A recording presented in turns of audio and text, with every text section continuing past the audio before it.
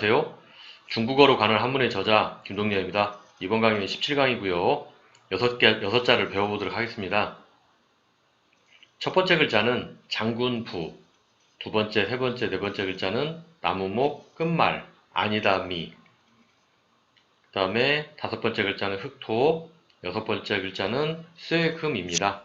자, 첫 번째 글자 장군부, 장군.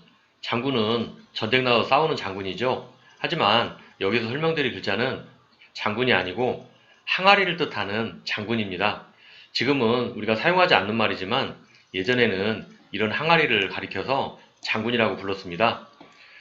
이거는 우리가 생활 속에서 술이나 또는 간장 또는 물 등을 담아놓거나 옮기는 용도로 사용을 하였습니다.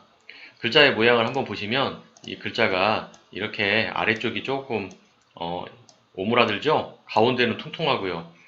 가운데가 퉁퉁한 모양을 강조한 부분은 이렇게 옆으로 긴 선을 하나 그었는데요. 이렇게 옆으로 똥똥한 모습이 보이죠?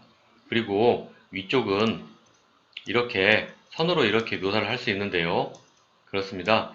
그래서 글자와 모양을 이렇게 보면 굉장히 유사하죠? 그렇습니다. 그래서 장군이란 뜻이고요. 이게 다른 글자와 결합을 하면은 큰 컵이나 또는 큰 통 모양의 것으로 사용을 하게 됩니다. 다음은 동시에 세 개를 설명드릴 건데요.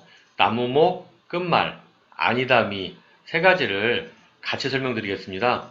끝말과 아니다미라는 글자는 나무목에서 근원을 두고 있는 거고요. 끝말 같은 경우는 나무목은 우리가 생활 속에서 많이 봤죠.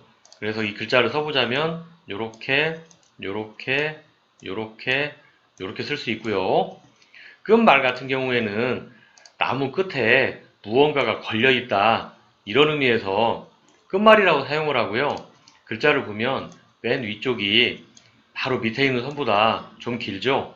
이런 형태로 쓰고 있습니다. 나무 끝에 무언가가 있다 이런 의미입니다.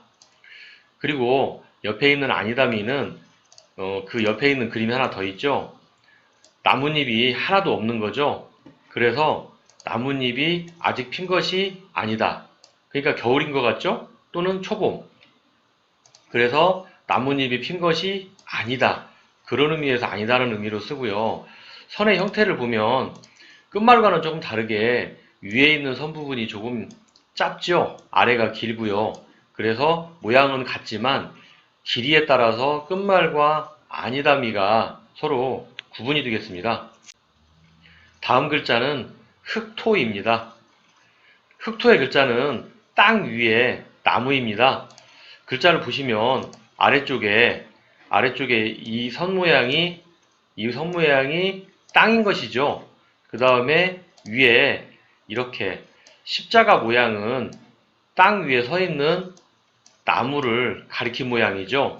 그래서 선은 땅이고 십자가는 나무다.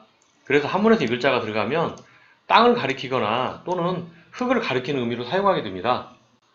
다음 글자는 쇠금입니다. 우리가 땅속에 자석을 갖다 대면 뭔가 새카만 것이 붙죠. 그것이 쇠입니다. 돌로는 우리가 철광석이라고 부르는데요. 이 글자는 땅속에 돌이 섞여 있다는 의미에서 나온 글자고요. 글자를 유심히 보시면 이렇게 보시면 이 글자 안에는 흑토자가 보입니다. 그래서 쇠와 흙은 같이 있다는 의미고요. 양쪽에 이렇게 점을 찍은 것은 흙 속에 섞여 있는 쇠를 의미하는 것입니다. 그리고 나머지 부분은 그 어원이 이렇게 따라온 것이고요. 그래서 땅 속에 광물이 여러 개 들어있다가 그 어원이고요. 한문에서 이 글자를 화폐의 의미로 종종 사용을 하는데요. 그 이유는 지금처럼 화폐가 발달하지 않았던 시절에는 은이나 동처럼 이런 쇠붙이를 화폐의 의미로 사용을 하였기 때문입니다. 그래서 한문에서 이 글자가 들어가면 수의 의미도 있지만 화폐의 의미도 있습니다. 이 글자는 중국어에서 간체로 사용하는 모양이 있는데요. 이 모양을 보면 여기 위에 보시면 이렇게 선이 두 개가 있죠. 이 선 두 개 모양을 이렇게 간단하게 묘사한 거고요. 아래로 내려가는 이런 선도 보입니다.